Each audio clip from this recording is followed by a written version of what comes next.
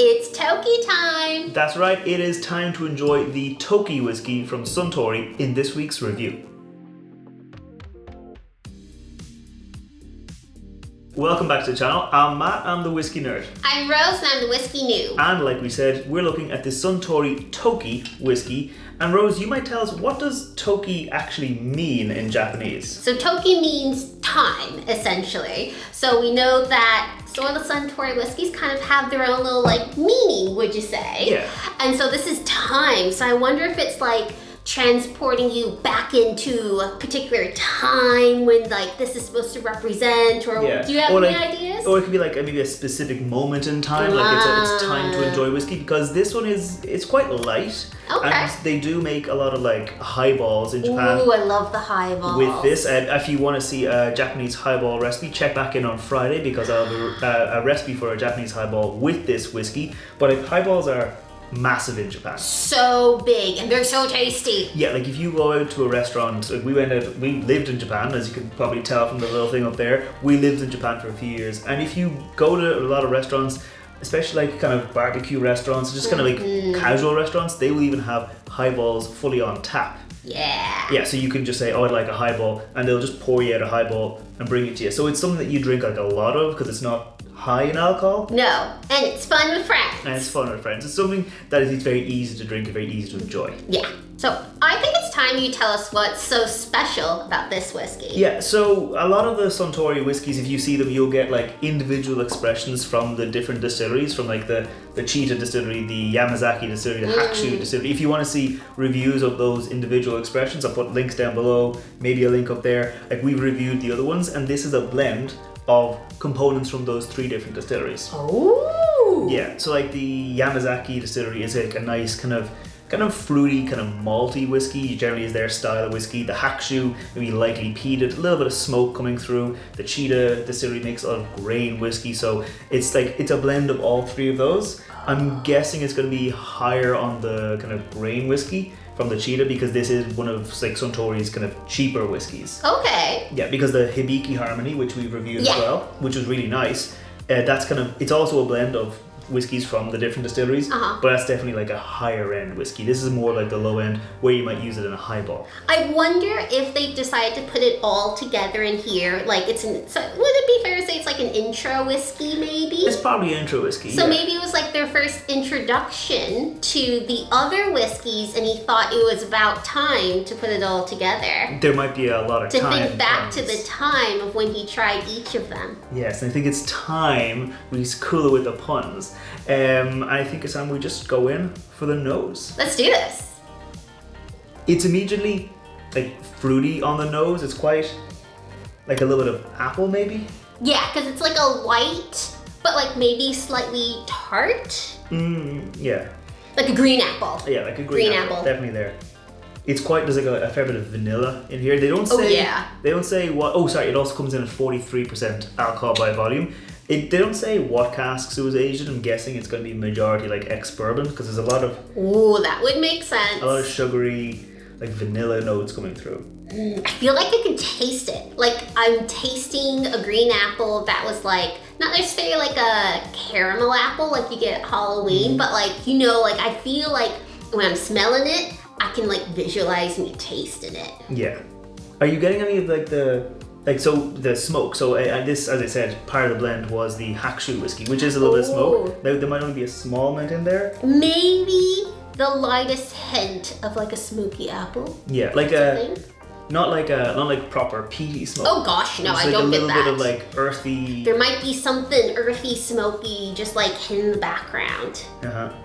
There's definitely a lot of influence from I think the grain whiskey is the majority here. You get a really sweet that kind of grain hit of whiskey. It's not it's sharp and alcoholic, but it's that grain note. Yeah. See, I love the grain whiskey, so that's just so natural to me. I don't necessarily pick it up. It's if I like it, it's probably grain. If I don't like it, it's probably less grain. Yeah, I think though that it is quite light.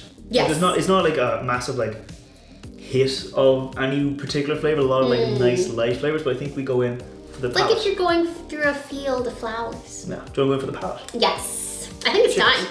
It's time. I'm getting... She's getting... It's not spice, Yeah. but like there's this boom factor to it. A little thing like almost like white pepper, maybe. Maybe white Like, pepper. not particularly spicy, not like that cracked black pepper, but like it could be also like some sort of, not like an orange because that's soft, but like a lemon, like a lemon citrus. Like there's yeah. like a pow. Yeah, there's also like, as I was tasting it, I almost got like a little bit of like creamy, almost like white chocolate. Like there was vanilla, that kind of, but not like the cocoa, like that's what I'm saying, white chocolate, where it's like the creamy vanilla, the sugar. Okay. That kind of light kind of note coming in. Yeah, there is definitely like a sweetness to it, but with a pow. Definitely a power. Definitely like that bit of citrus, like you were saying. Yeah. Lemon citrus, bit of like that white pepper heat there. Again, a bit of smoke, like that earthy character.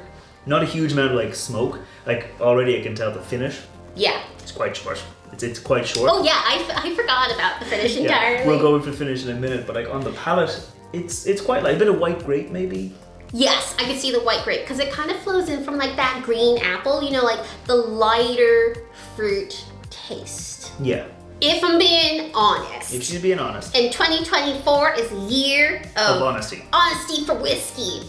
I would have to say that on the palate, it's not the smoothest. It was honestly a bit on, not like, kind of like the harsh side. Like it didn't feel very well rounded or balanced. Like as I was tasting it there for like a second sip round, sitting with it, like it does have this kind of like, not Too much of like a punch. a bit of a like a almost metallic note, like that grain whiskey where I think on the nose quite light. Yeah. On the palate, that it's not.